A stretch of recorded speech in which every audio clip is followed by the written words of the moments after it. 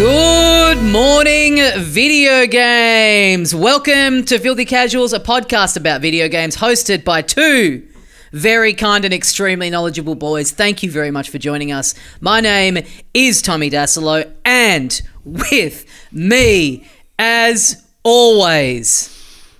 Hello gamers, it's Ben Vanel here. This is our first normal-ass episode of the year. Yep. We recorded our 2025 preview in December. We went to the goddamn movies with Ben Russell last week. We did. And we are doing this in the same room, I want to point out, because even in the same room looking at you, you took like a kind of a 1 second pause before you answered that did make it sound like you were on a slight internet delay. And I could imagine someone listening to it being like, oh, they're doing this remotely for some reason, even though they live an 8-minute drive from one another. Yes.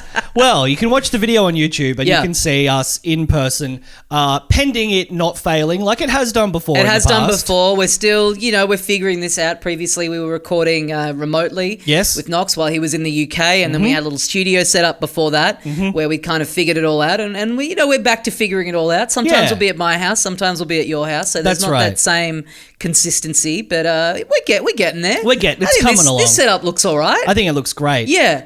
Yes, for anyone listening who's not watching the YouTube video, get on. You can see Tommy's big shelf of trinkets. Yep. Although there is a secondary shelf that is out of shot. And in real life, I'm sitting. There's a fiddle leaf between us that is sort of partly obscuring my view of you, but on the camera it looks like it's far in the background. It does.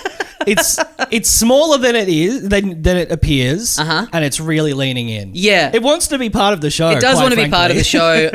It's I think it's doing all right at the moment, but it's gone through phases where it is just clinging to life. Yeah, it's there is a dead leaf on the ground. Yeah. And there's one that's kind of hidden out of shot that's that's not doing so well. Yeah, but, give it a water, brother. Give it a bit of water. It's out of water. It's out of water. It's but yeah, you can look at that online. You could hopefully, if we do it in here more consistently, when people do that thing where they'll take like a photo in like the exact same thing every day, and then it looks like a stop motion thing of someone's hair growing. Yep. Hopefully we can put something like that together of the fiddle leaf, and you can see it slowly die on camera.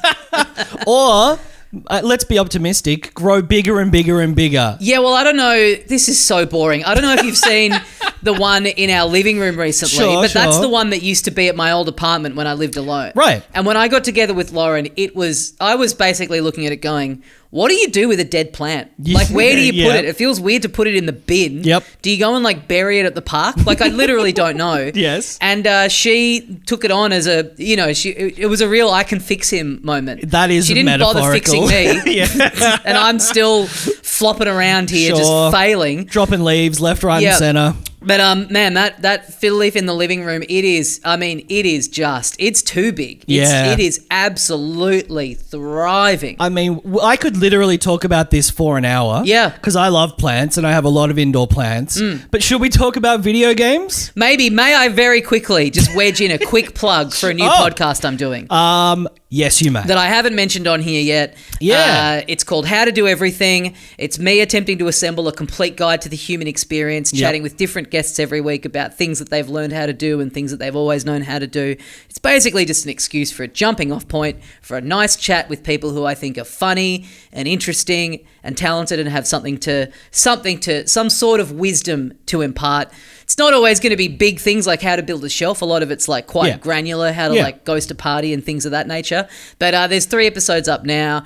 Check it out. It's called How to Do Everything with Tommy Dasilo. And over the years, I've heard from people that they like this show and they tried listening to Dum Dum Club and they couldn't get into it because, and so if that's you... If you're one of those people, then give this a try. It's great. I've listened to the Dill app. I've started the Nikki Britton app. And I've listened to most of the Will Anderson app. I love this concise breakdown of the percentage of all 3 that you've taken in. I just want to be completely transparent and open. You don't want me to get you with a gotcha question about something that happens 3/4 of the way through the Nikki app. I don't want the listeners to I don't want there to be something. Spoilers. No, I don't want there to be something on like the last 30 seconds of the Will Anderson ep. Right. That's awful. Right. And then the listeners are like, Ben Vanel, you recommended You this. signed off on this. Yeah. Okay, that's fair. No, that's completely fair. But what I've listened to has been awesome. It's great. It kind of reminds me of one of Will's pods. I think he stopped doing Willosophy. No, yeah, it's still going, yeah. Yeah, a general conversation about stuff that people are passionate about or interested in or are good at. And it's also extremely funny. I loved what I've listened to. Thank you, Ben. Yeah, I recommend it. Yeah. Based on what I've heard. Based on what you've heard. Anyway, look, we got video games to talk about. People don't want to hear about fiddle leaf, figs, trees, dying. They don't want to hear about the setup of this room and the cameras. They don't want to hear about a new podcast that I'm doing. Sure. What they do want to hear about is more unsubstantiated Nintendo Switch 2 rumours and leaks. Okay, well, I mean, if that's what the people want, we better give it to them for a good 45 minutes before we talk about a new game that we both like. I came here to talk about fiddle leaves and Nintendo Switch 2, and my fiddle leaf is dead. Yeah, look, obviously, and we didn't get into any of this stuff last week with Ben Russell, but it was still kind of, going on in the background. Yes. So for the last fortnight, at least once a day, there is some form of new leak. Let's go through them. So we've had there was the guy on Reddit who was like, I'm going to post a photo of it on, on Christmas Day. Yep. That didn't happen? It did happen. It did, okay. It did happen, but then people were like, this is AI. Right. And the background he had changed because he didn't want to give away anything about himself. Right. So yeah, he had, or she had made some sort of just fake background account. So people are like, this is fake. And then other people are like, no, he's doing this to protect his identity. Right. And I mean, either way, just what's in there is just like a Joy-Con and a dock. It's largely quite uninteresting. Sure. And it is stuff we have seen renders of already. The taller dock potentially we've seen, and we've seen the Joy-Con covers and cases and shit like that that have had renders of what they'll look like anyway. So there was there's another render that's out there. Then there was a trade show where a third party peripherals company had made up a dummy unit based on them saying these are the exact specifications that we've gotten, so we've made one up. And that then became a hot news item. Was that the Genki thing? I think it was Genki, yes. And then people are queuing up for ages to get a go of this thing, and they're then like, oh, we didn't think it'd be so interesting to people. And then Nintendo come out. This is the first thing they've said officially about any of these rumors or leaks or anything, and said that that's not an official unit. That's not an accurate representation of it. Then there's been all this speculation that you're going to be able to use it as one of the Joy-Con as a little mouse. Yes. Because it's got a little on the bit of the Joy-Con that clips into the console onto the screen. There's a little, an infrared thing that is in a mouse. So the idea you could put that on I saw a mock-up of you've got the screen of the Switch in sort of with the kickstand out in just sort of tabletop mode, and then you're doing for first person shooting, you're using your right hand as a little mouse, and then you've got the gyro aim with the other hand and move around, which could be cool. Yeah, I've heard off the back of that, Call of Duty potentially coming to the Switch too, but also I heard some speculation that maybe there would be a Mario Maker 3. Because using a mouse to, build those levels would be so much better. Even if they just re-release 2 or do a deluxe version of 2. Which I know it's crazy to speculate Nintendo re-releasing one of their previous games.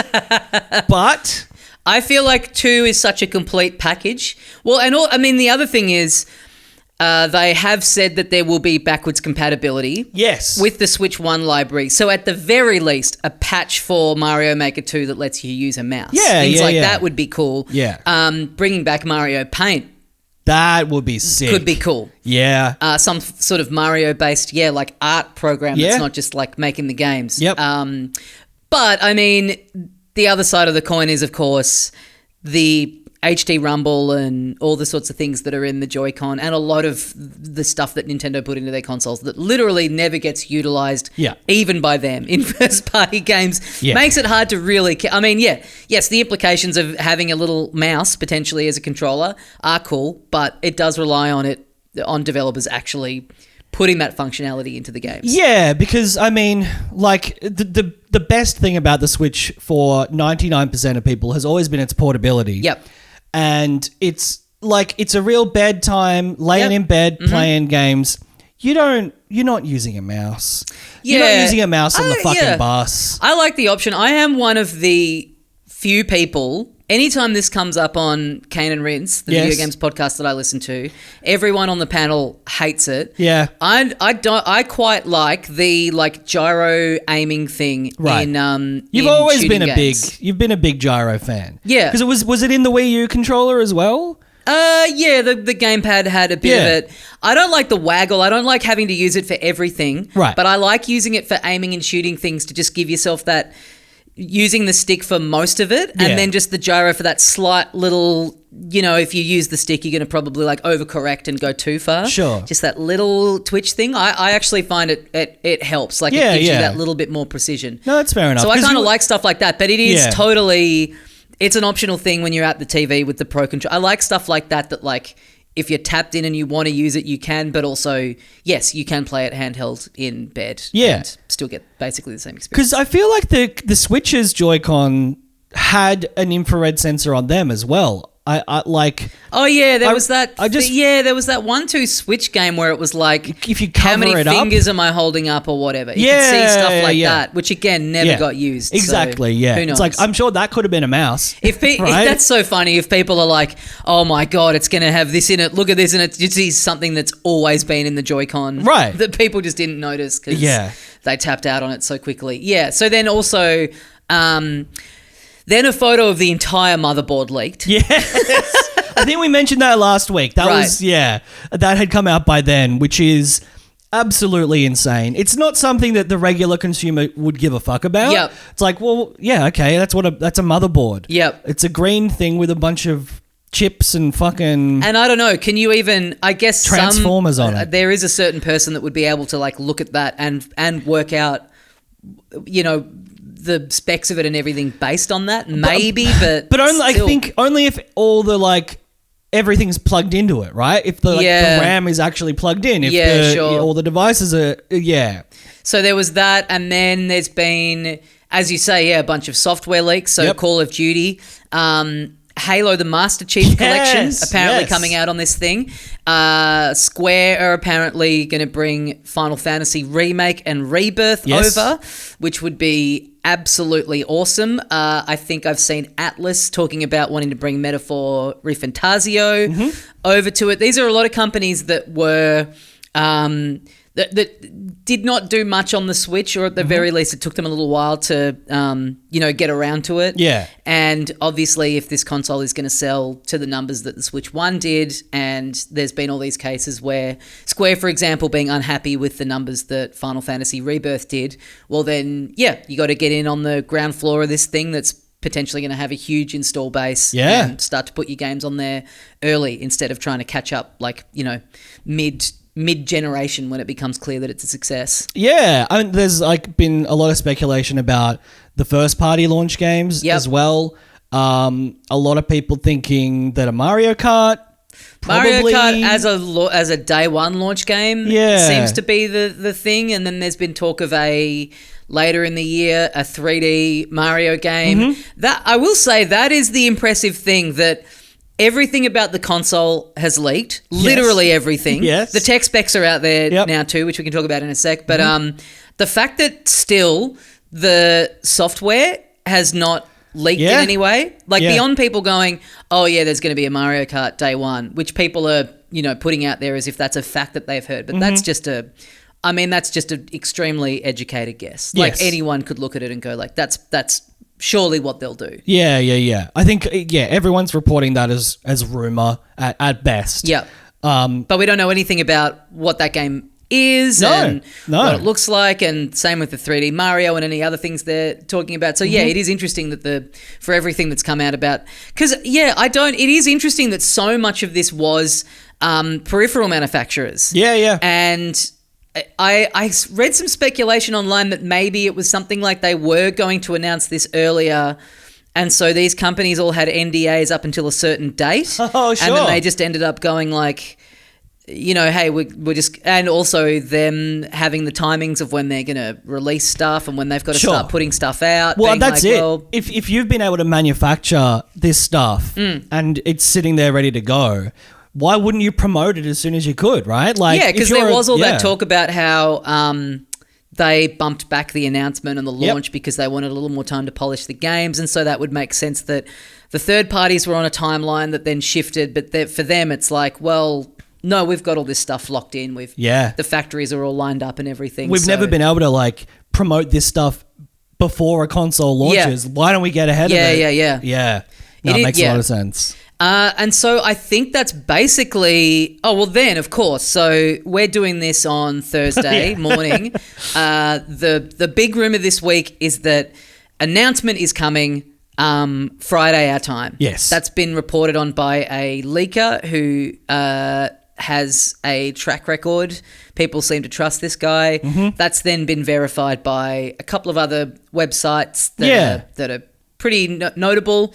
It's not just like rumor that's come from anywhere. I mean, I guess that's what rumor is, but it does seem to have a bit of weight to it. A lot of proper outlets seem to trust this information. Yeah, I think I saw as well like a developer or like someone pretty prominent at Microsoft being like, yeah, I've heard it's going to be this week. Right. And, I'm not just making that up. Yeah. Like, so we did this basically as late as we possibly could before release, thinking maybe there'd be some news.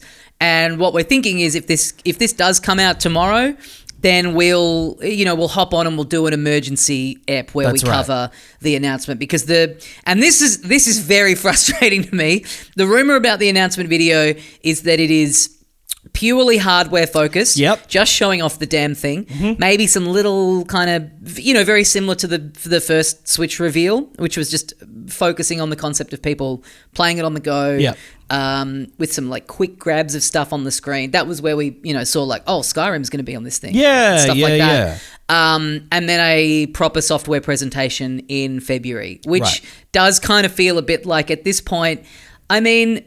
We know what it's going to look like. We know what it is. It doesn't have... Like, I remember watching that first Switch trailer, and that had been the rumor that it was going to be something like that. Right. But the bit of, like, the guy is at his house, and then he's, like...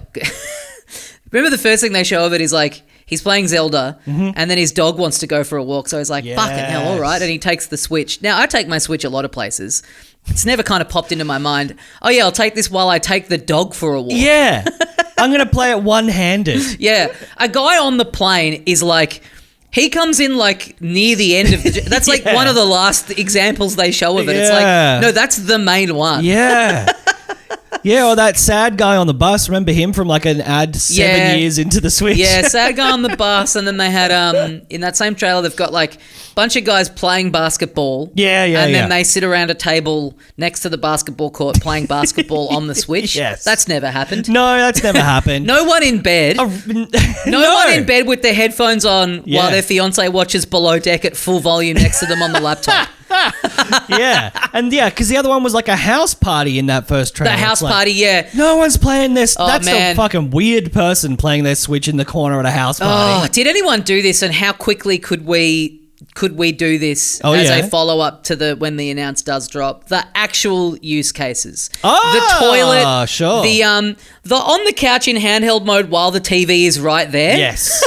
Yes. The in bed, the on the plane, the actual use cases. Yeah. I wonder if they'll lean into more of that, or if they'll go even more fantastic. Like someone at a wedding, just like it's his ex, and he's like, I don't want to fucking see this. Good of her to invite me, but this is kind of bumming me out. Time for a little bit of Mario on the slide. Middle of like a work meeting, like a big round table corporate meeting, and like everyone's looking at the PowerPoint, and you're just gaming away on your Switch. Pumping away doggy style. Hey, she's not going to know what I'm doing back here. Doing a DiCaprio.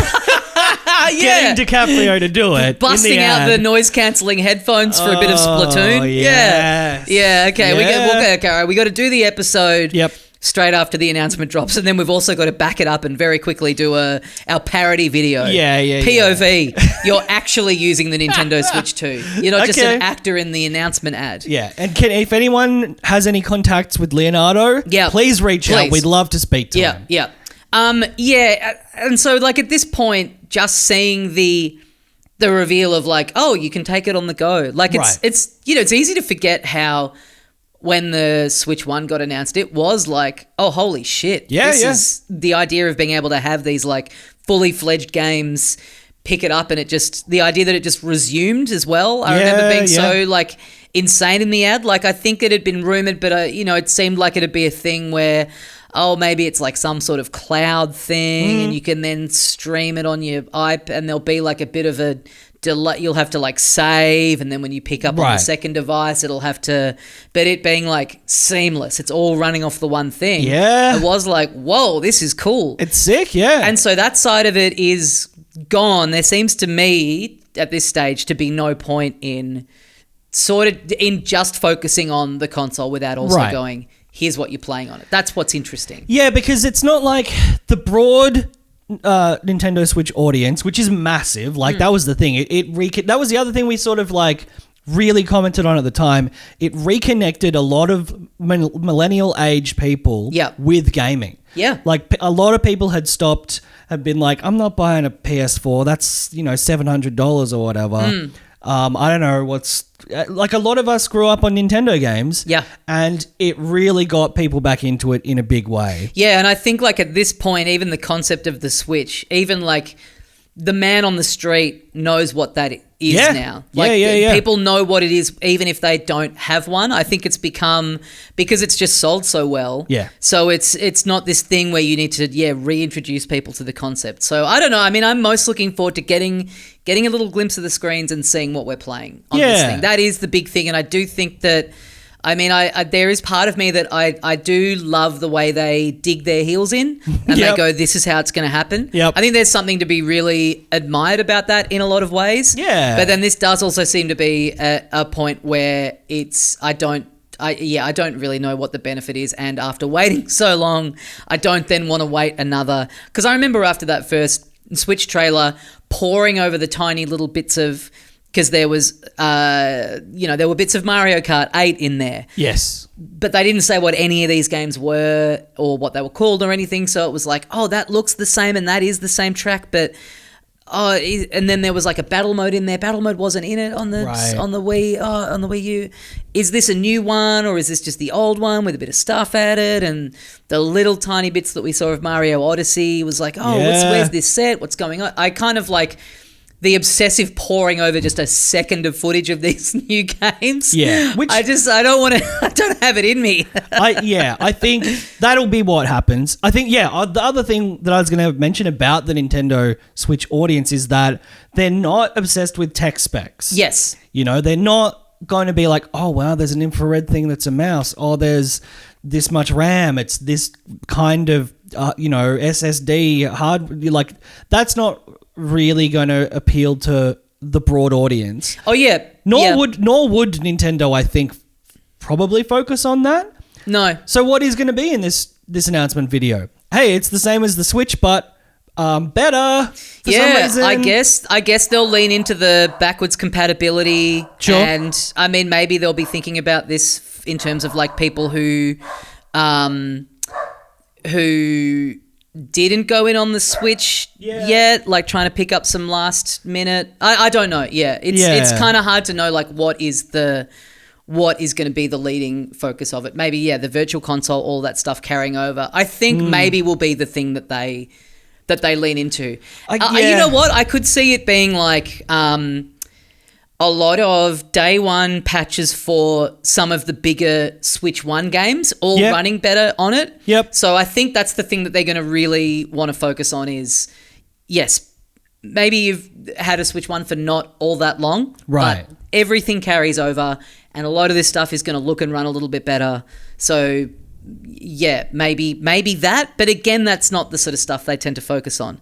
Because I was going to say before, so also now all the specs have leaked as well. And like it's got whatever, X number of teraflops, and the speculation has been that it's sort of around a PS4 Pro. Mm-hmm. It's also apparently got some like kind of, DLSS, like AI upscaling stuff. So even though the specs are what they are, it's also capable of making it look better than that. Yeah, so that is, I think there is an RTX graphics card in it, which like all of them have DLSS, and that was something that I noticed because when I got one for my PC, and it was to be able to play Cyberpunk, and that really was making it work, like making my hardware really, struggle. And DLSS was something that was like, okay, if you switch that on, it smooths it out a bit. Right. It makes it a little bit less, like the frame rate will be better, but the detail might be, lower because it is an AI filling in the gaps. But that's cool. Yep. And it does mean that, potentially they're using a card that has maybe basic levels of ray tracing. Yeah, I saw like some people being like, that's disappointingly like low in terms of the specs, but then I saw someone put together an infographic of like, here's the Switch and the Switch docked and the number of teraflops that is, and then here's the rumored new one, and it's like 4 times the power essentially in terms of like capabilities. The way this one infographic kind of spelled it out, because it has been a long time. So I think the difference, just even going from the Switch 1 to the Switch 2, is going to look pretty phenomenal, especially in terms of their first party stuff. And I mean, this is kind of like the weird dance that they're in now, is that like, you're right, they've never leaned into the tech side of things. That's just not been what they chase. They like to keep the costs down. They like to be able to try and make it as affordable as they can for everyone. They're also incredibly good in a first party sense at just working with what they've got to get the best results out of their limited hardware. But they are now in a position where with the Switch, they have the best third party support they've ever had. And as we're seeing from these leaks of rumored titles that are coming to it, a lot of these developers with these like big, impressive looking AAA games are keen to get in on the ground floor. So it is a bit like you do need to have that dance of having hardware that can run that stuff, because the third parties clearly really want it, and it benefits those companies, and it also benefits Nintendo to have good third party stuff coming out to fill the gaps in your first party lineup. And it would be, I mean, it just got to be such a drag with the Switch, with so much of the conversation anytime a big third party game came out of like, it runs okay, but it's like pretty downgraded and it's a little clunky and it's not the best way to play it, but you can play The Witcher on the train, so that's cool. It's like, just being out of that conversation for a little bit would be nice. Like if Remake comes out and it runs Final Fantasy Remake and runs like good on there to like PS4 Pro level, I'd be keen to dip in again, honestly. Yeah. I think it's going to be hard to avoid, if not the actual like sales dive that the Wii U took, but the sort of philosophical issue of like, this just appears to be a better version of the one we have already. And there'll be enough families and enough kids who don't have it yet or have had a Switch for 6 years and are like, no, for Christmas I want the new one. And and that's all you need to know. Yeah. But it is going to be interesting to see how they walk that tightrope of like, it still has all the great stuff that made the Switch good, but it's just better and has better tech specs and new games. And I think this is where obviously the software lineup is like probably the most important it's ever been. Yeah. Like Mario Kart Day 1, that Mario Kart 8 on the Switch is still up the top of the charts. Yeah. Even though it came out 3 months into the Switch, and it was itself had already been out on the Wii U a couple of years before that. So launching day one with that, this franchise that even people who don't play video games know it as a throwaway reference. Sure. And then a new 3D Mario, it's been, again, 2017 was the last time one of them came out. The movie has come out and been really big. Yeah. So having the two of them inside the first, 6 12 6 months, to 12, whatever. Like the launch window. That makes the most sense, with a couple of surprises up their sleeve. Probably yes. Metroid Prime working and running a bit better on it. Yep. Yeah, I think that's really going to be the thing that they'll need to lean into because, yeah, I mean, the Wii U had a great library, even though no one bought it. I was buying all the first-party games on there, and it was like some of the best stuff that I think they've ever put out in a lot of those franchises. And they had the benefit of just being able to shuffle that lineup onto the Switch because no one had a Wii U. Yeah. And they, in this sense now, they are completely starting from scratch.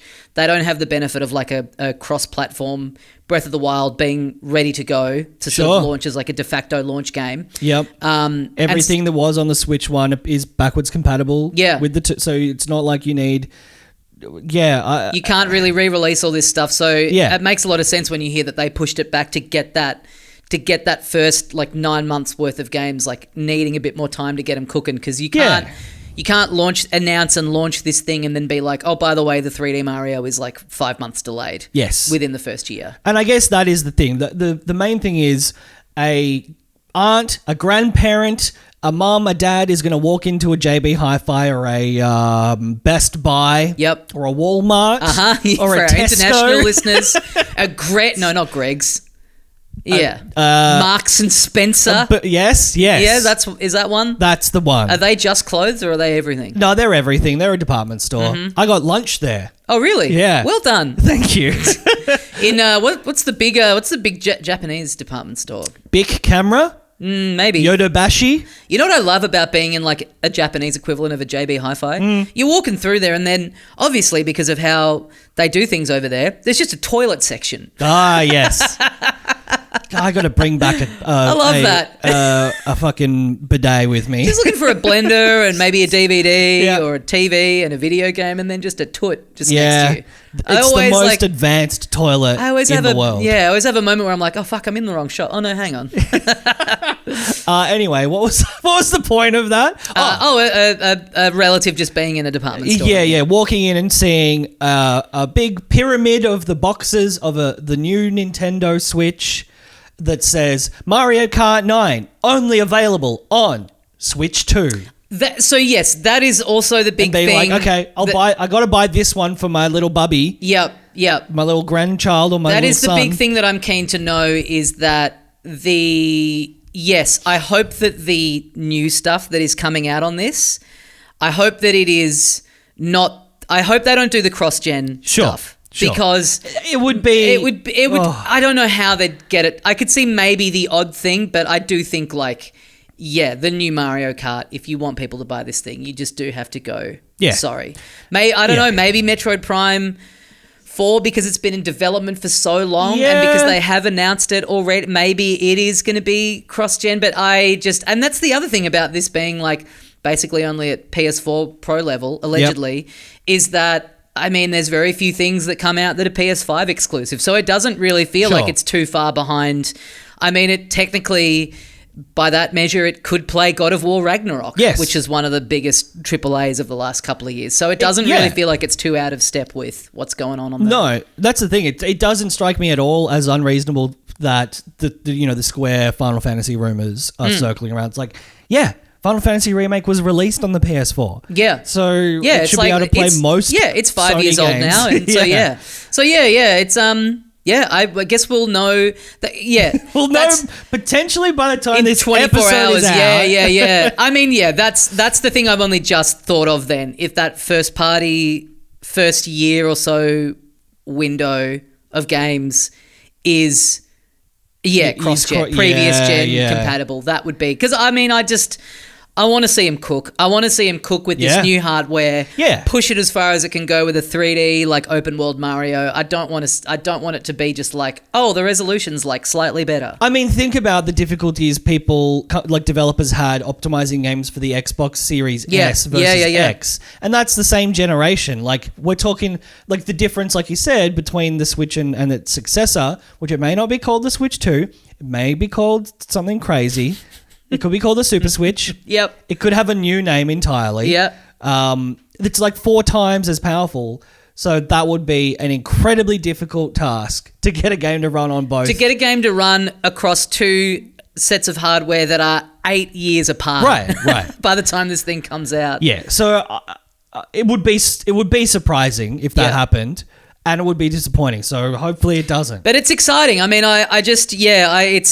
we've been talking about it. Remember the start of last year? It seemed like it's definitely happening this year. It's going to be announced in March or then all of a sudden May and we did get some still, good first party games trickling out in there. That was kind of the pleasant surprise. Surprisingly, yeah. So it's to be on the cusp of finally being able to put all this speculation to rest and just know what they've been cooking up in a top tier. What those teams have been working on is exciting. I mean, if there is a tweet that goes out at, say, 5 p.m. our time today that says we will not be announcing the Switch successor until, quarter 3 of 2025. Well, they have said, this is the thing that people keep coming back to, they have said that it is happening, the announcement is happening inside this financial year in Japan, which ends on the 31st of March. Right. So people have been going at the very, very least, worst case scenario, we're getting it March 30. Yes. Unless something goes wrong. Like that's their expectations in a Nintendo. Something could go wrong. Something could go wrong. You know what the best case scenario is? The announcement has happened while we've been recording. Yeah, of course. Not even like just before or after the episode goes up. No. Literally, we've not been checking our phones because we've not been checking our phones because we're speculating about the announcement at the time that the announcement has happened. It'd be the best thing that's ever happened to the show. Absolutely. I'll make a video with a time code. And we'll work out what time this happened at and go, this was when it was happening live. Yeah, exactly little picture what we were in picture. Yeah, as the picture in picture is directly contradicting stuff that we're saying on the app. Yeah, making us look really stupid. Yeah. Well, keep an eye on your feeds, guys. If you see that the announcement has been announced or has gone up, we are gonna jump on and do an emergency record tomorrow and try and get a little quick reaction up and out as fast as possible. Yeah. But yes, in the meantime, and look, hey, there are people that hate when we spend all this time talking about this company because it's not for them. They don't interact with it. But as we've seen, they just drive people to a level of craziness that no one else really manages to capture. And that's because when they do it right, they move the needle. Yes. The gaming on the go thing is just taken as just a given now. It's just part of it's the life default. almost, it's part of the Steam Deck was the follow up, and now there's 8 different knockoffs of that. They have always been this as well. They exported something that was the default culture in Japan to the rest of the world. Yep. And they've done that with a lot of their games and a lot of their consoles has been, this is the way we do things. Yep. And we're going to introduce it to you. And it's going to be, because of how good it is, the way you do things. Yep. So, yeah. And even their insistence at this point of staying so tight-lipped about it, when you would think... I mean, a lot of people have been going, surely they've got to just fucking do it now. Like, once the motherboard and the specs are out there. And a lot of other companies would and be like, all right, the jig is up, or they would put, they would have their head of the company do a podcast or a YouTube stream or something. Yeah, with some softball questions from a shill. But again, it just feeds into the mystique of they just remain completely tight-lipped in the face of all of this stuff just basically being out there. Well, apparently they're very angry. Yes, I did read this. Yes. As annoyed as they'd be about it, in a weird way, it also does kind of help. It just, again, it's like we're talking about it. Like it's, it does all feed in and, at a certain point they announce it and then it all the leak and rumor and speculation becomes immediately irrelevant because now you have the official thing, but you have the pageantry and the lead up to it being quite a circus of how much of this stuff is out there. And then you have the reaction and the response, which goes for, weeks and weeks. And you have, when's this game going to come out that they didn't announce? And it's just the Nintendo industrial complex powers a lot of people's lives and income streams, which we thank them for sincerely. But you and I have been playing a game. You recommended this to me. Yes. It's got, I think, one of the worst titles of any game I've ever played. I thought it was... Ballionaire initially. That's what you told me it was. Yeah. It's Ballionaire. It's Ballionaire. This game, I'm trying to find who the developers are, but it is a Pachinko mixed with Balatro. Is that fair to say? Yeah, Pachinko meets Balatro, roguelike. Yes. It's basically, if you've enjoyed Peglin, which I talked about on here a little while ago. Or Peggle from back in the day. Yeah. It's all I mean, it's all from Pachinko, but it is all in that same mold. Yeah, it's got elements of that. It's basically that if you had a bit more strategy other than just where you're aiming the ball. Yes.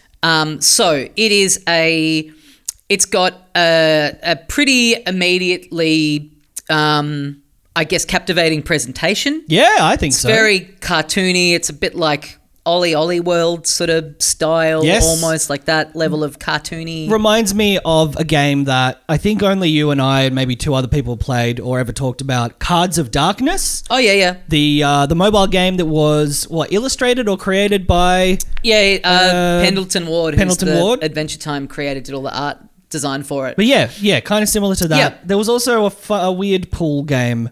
Oh, yeah.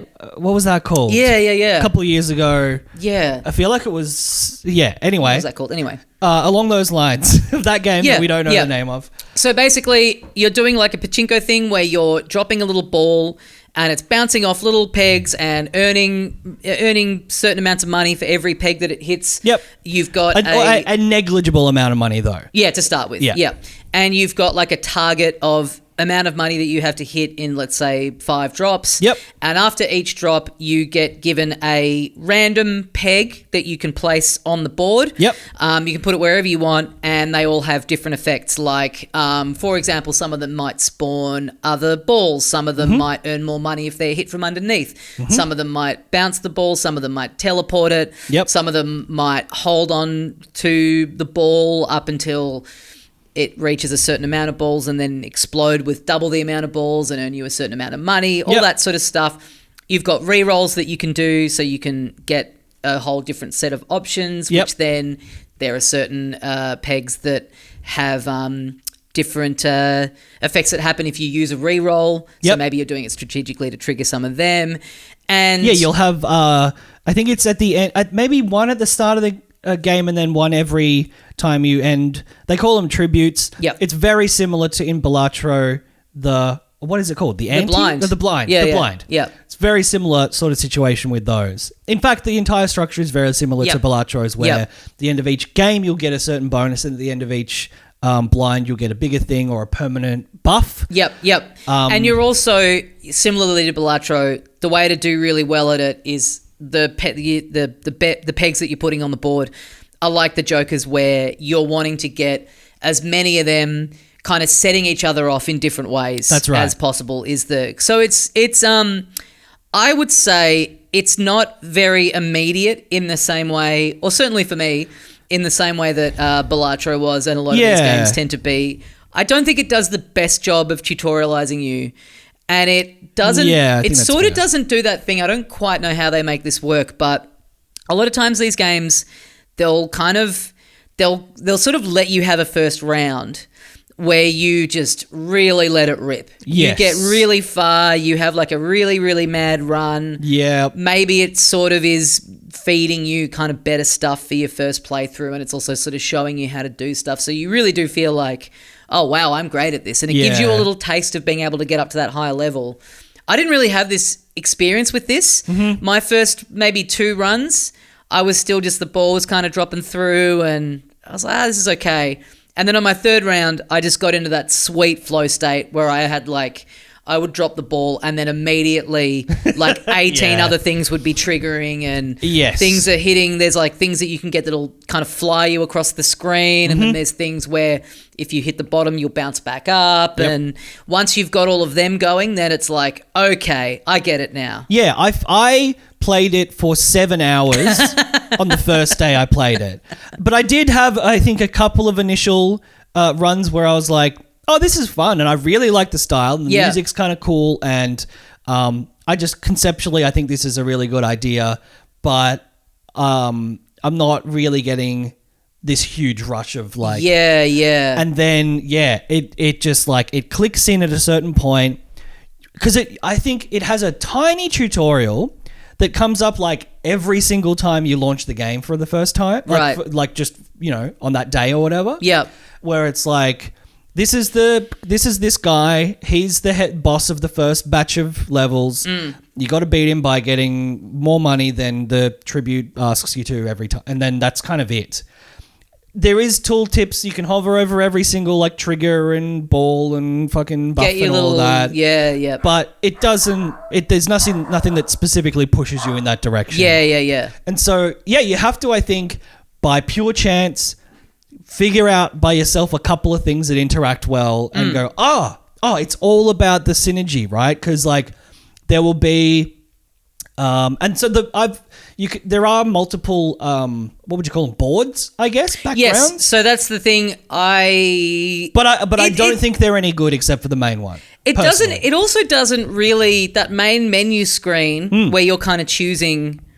Your board and then your like difficulty level and it kind of doesn't really explain like what those options are. They're not like labeled very well. So it took me a little bit to figure out like, I've unlocked some other levels. Right. And they all are like, I will say they're all really different. Like, yes.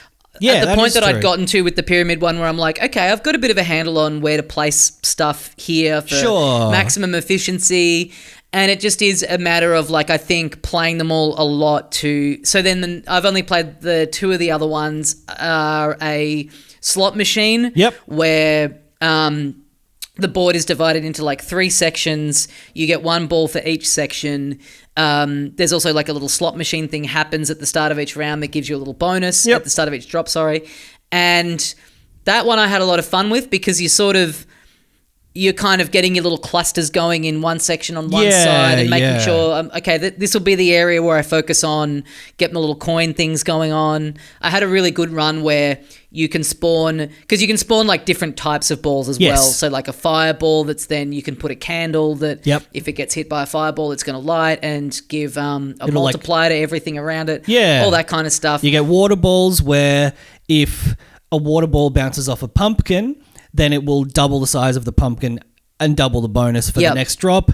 But you can also plant seedlings so that every time a water ball hits a seedling, it'll turn into one of the plant triggers, which sometimes, like if you get 4 clovers in a 4, next to each other, the amount of points you get from hitting them is heaps. Or a seedling can turn into a cactus that eats your ball and ends the drop and totally fucks you. Yeah, you can also, there's a caterpillar that if it goes 5 drops without being hit, it'll turn into a butterfly, and then at the start of each round, at the start of each drop, it's going to like fly up the screen. Yes. So if you can put that in a spot where you're pretty confident it won't ever get hit, and then if you can put a bunch of stuff above that, then every round you're going to automatically be like setting off a whole bunch of stuff. Also, like there is an avalanche trigger. So if you put that somewhere near the top, like yes, your ball might hit that and it'll spawn a number of rock balls that then cascade down.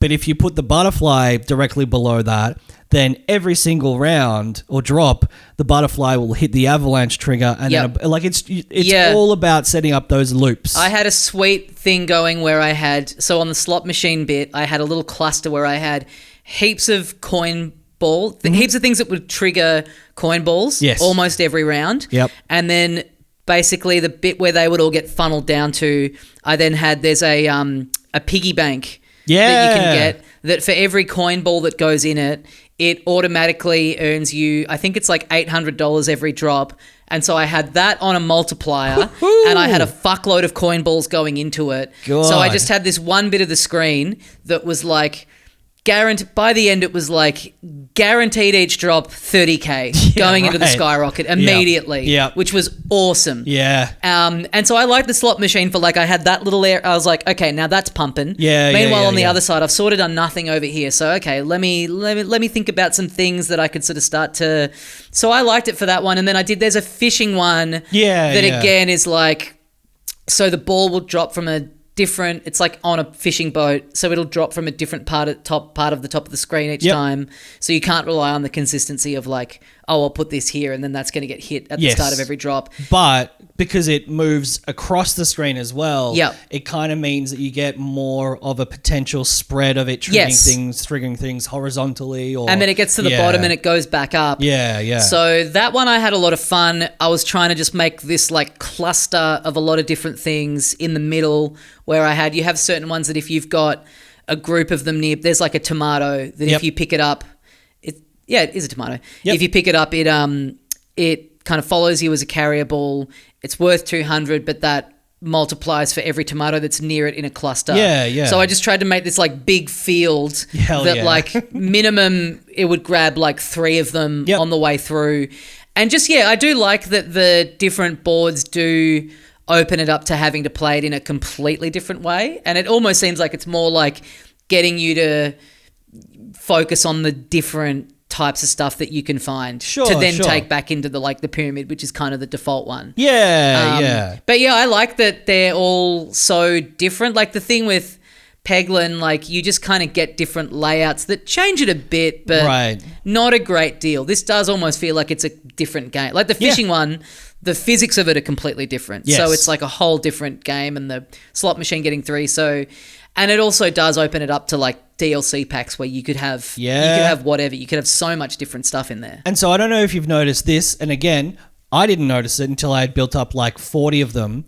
You constantly are unlocking new pegs and triggers and boons and stuff. So it's just, I think on the main menu screen, there's like an unlocks button. Oh, sure. And then it's like a gacha machine where you're pressing the button, the little thing's coming down, and it's, I think again, you're getting the option between 3 new things that you could add to your huge rotation. Yeah, cool. So similar to when you get them in the game. You also get to choose like a little starter pack for each run, and they're themed around like one's called, I don't know, it's the boomerang or whatever. Down and under. And it's a lot of stuff that is like going to send the ball like back up the screen when it hits the bottom. And there's one that's like, I think the default one is just like a lot of like a transporter. Yep. And like a lot of jump rope, like bouncy stuff. So it gives you a good little mix of things to be able to experiment with, starting the board with maybe, 5 things that are sort of themed where you start to go like, I mean, my strategy a lot of the time has been fill that bottom of the screen with teleporters. Yes. And so, and hopefully getting to a point where every ball is going to do minimum 2 runs across the board. Yeah. And then the teleporter up the top, maybe you put like a bouncy and then a thing that triggers from below. And so as you progress through the game, which I think I am on the now, I'm on the highest difficulty. It's like Ballionaire Plus or something. Yep. Which is real. Like I got through all the previous difficulties. This one I'm stuck. I'm not even close to finishing it. That's because it is, I've won it a couple of times, which is cool that a lot of these games where they're kind of infinite and obviously for replayability, that's great. But that's kind of what I always miss in these sorts of games is that you want like, you do get progression through the levels, but I don't want to just go infinitely to get the highest number. Yeah. I want to hit a point where it's like, you've done that level, you've unlocked this stuff. Start a new one from scratch. Yeah. It kind of does reward you. And certainly when you start, it's like, it's not insanely difficult to get to that point. Right. Balatro, I still haven't reached a point where I've like won a run of it. Yeah. And so when you choose, whatever the second highest difficulty is, or the third or whatever, it will add negative debuffs. Oh yeah, sure. So there is the most frustrating one, because I was using the teleporter strategy a lot as well, is there will be one where the way the teleporters work, just for context for this example, you put a bunch of them on the bottom row. You can put them anywhere, but ideally you put them on the bottom row so that when a ball falls into them, it respawns at the a higher place teleporter. Yep. So you could place one in the middle of the board and one at the top of the board, and then it's random which one your ball is going to spawn into. Yep. Or like I was doing, and it sounds like you were too, Tommy, put one at the very top, put heaps at the very bottom. You're basically going to get, like you said, a second run. Yeah.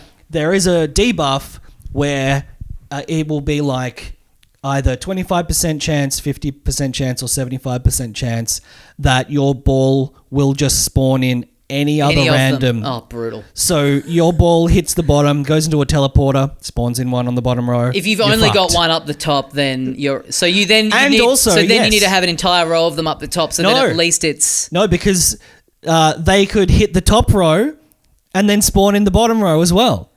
So even if it hits the... okay, so sure. I was having a situation where I had one at the very point of the pyramid. The ball spawns at the start of the drop. It hits that teleporter, and then it spawns in one in the bottom row, and you're fucked. Yeah.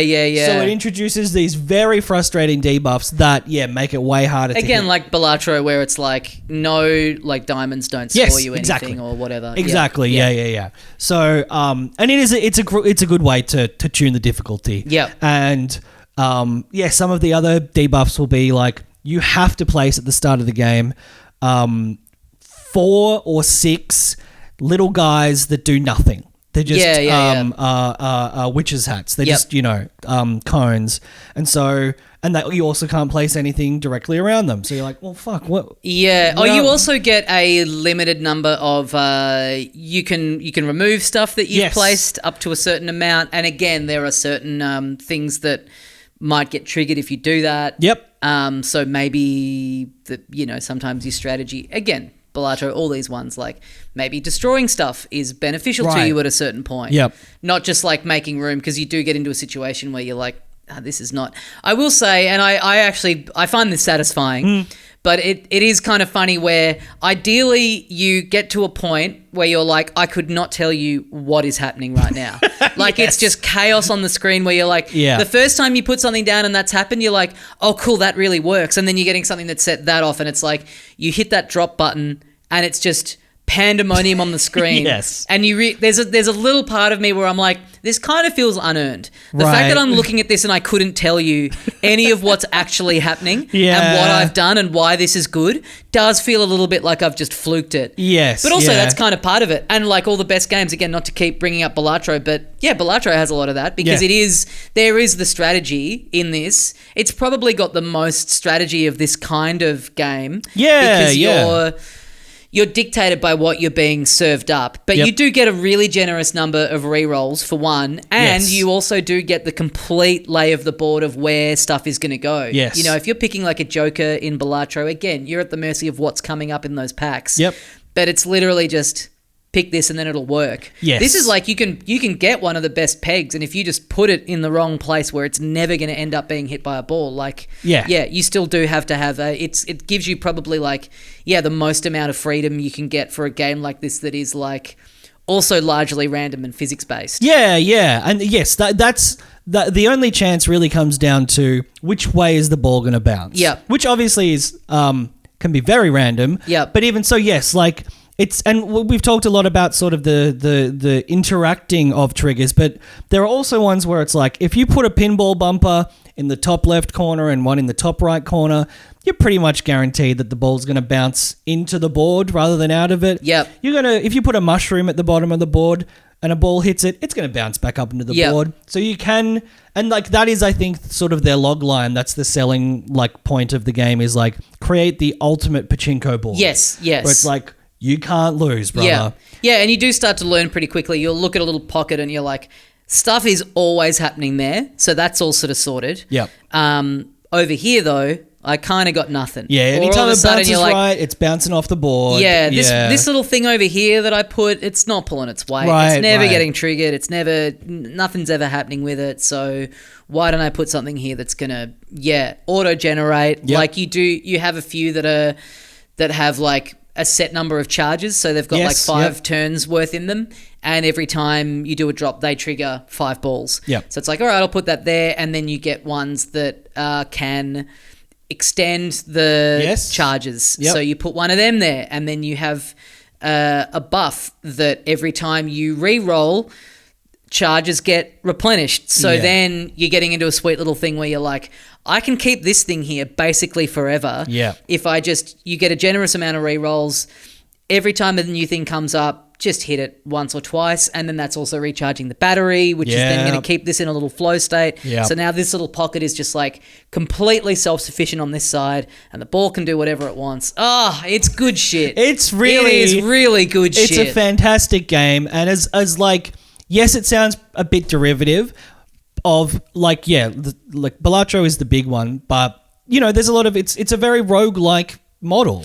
But Balatro itself is like, what if poker with this twist on it? Like, this, all the best stuff is like, a starting point of playing Pachinko or Peglet and being like, it's so frustrating that you don't get to choose where these things go. And right. Like, one little twist on it is like enough to turn it into its completely own thing. Yeah, and I think like aside from that, you know, what if this was that? I think like the dressing, like we've said, it's fantastic. Stylistically, it's great. Cool music. We should say too, like all the little things that you're setting off, they've all got similar to the Jokers in Balatro, like their own little personality and the reasoning for why their trigger that they set off, their sort of aesthetic reason for why they do that always makes a lot of sense, and the little design of them is really cute. They all make different weird little noises when they get hit. Yep. You've got a little guy who has like a health meter, and if you wear that down, he spawns like 5 rocks and 5 fireballs. Oh, yeah. And he's like this little goblin, and when you hit him, he's like... Nyeh. I had a little run where I'd put him right up the very top where the ball would spawn, so he would get hit every turn. So then it's like every 5 turns you just get this colossal, but you are starting off every turn with him going meh. There's like a practice dummy where it's like every time you hit it, it's like yeah. But there's fun things like if you collect enough tomatoes, which are little tomatoes with happy faces on them, and then you hit the hungry mouth trigger, then it eats them all and it goes, and you get like an extra big bonus.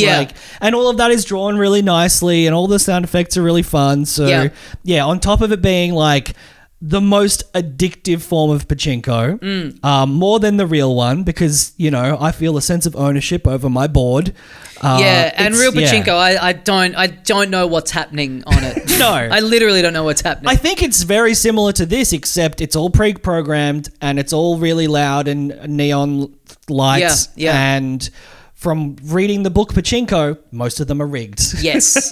So, great game. It's apart from you telling me about it, I haven't heard about it anywhere. It's a bit of an under the radar one, but it's really great. I've been playing it on the Steam Deck. You know, have you been playing? I imagine you've been playing it at the desktop. Using the mouse to get in there, and it works fine with a controller. I think it's only Steam at the moment. I think so. But you would imagine, hey, maybe it's going to be a Switch 2 launch title. Oh. What if the trailer comes out for the console and the only thing we see on the screen is someone playing Ballionaire in all corners of their life? Fuck, man, you've sold it to me and Tommy perfectly. I need Well, no, this. I've got a Steam Deck. I can already play this on the go. No, but if you had a little Nintendo I would double logo at the dip. start, No, you're right. Yeah, absolutely. A bit smaller form factor, a little bit lighter. You know, you're right. You're totally right. Yeah, and it's like a yellow console or something, or red. But no, I think it must have come up on Steam as like a recommendation for me. Sure. It might have been on sale even, and it wasn't expensive. It was like, what, 20, I think it's like $20 or something. Something like that. Yeah. Which is, that's Australian, so pretty cheap for anyone overseas at this point. A really good, if you've been looking for one of those games that's just, in the library, that's a little pick up and play. Yeah. Very casual but addictive, like little, puzzly, scratch the itch kind of thing. Yeah. I'm going to say as well, because it came out, I think, like mid-December. I'm going to go Game Awards style. It's eligible for it's eligible. Our top 10 lists eligible. for this year. For sure. But absolutely love it. Give it a try. Try not to get addicted. It's great. There's no microtransactions. Yep. But just a really fun game. Get in, and would love to hear from people about... Again, I love the chat of these things of like someone describing the insane Rube Goldberg setting everything off situations that they've gotten themselves into and going Yeah. like, oh yeah. I got $1 million in one drop. Yep. That I got the achievement. So Yeah, sick. I don't know how I can. If there's one for $2 million in a drop, I guess I got to aim for that. Yeah, But, and then $1 billion. Yeah. Yep. Fucking love it. Yeah. Well, that's going to do us for this week on Filthy Casuals. Check out our Patreon. We've got a Patreon where we do a bonus show every week. We talk about movies and TV shows and stuff. We had Jen Fricker on there last week. She's going to be joining us a bit more regularly. Yes, that's right. Yeah, she'll have a residency. A residency. Yeah, she's our artist in residence. That's right. That's right. So yeah, get on and check that all out. Yeah, we will see you. Well, we might see. Keep an eye out. Yeah. We might see you tomorrow for a quick emergency little extra pod on the feed. And if we don't, and we see you next week, then enjoy the fucking insanity of people reacting to Nintendo. Yeah, get onto the Nintendo Switch 2 Reddit and see some people really not coping melting with what's down. going on. Thanks for listening. We'll see you next time. And as we say here at the end of every episode of Filthy Casuals, do you want to check your phone and see if it's happened while we've been doing this?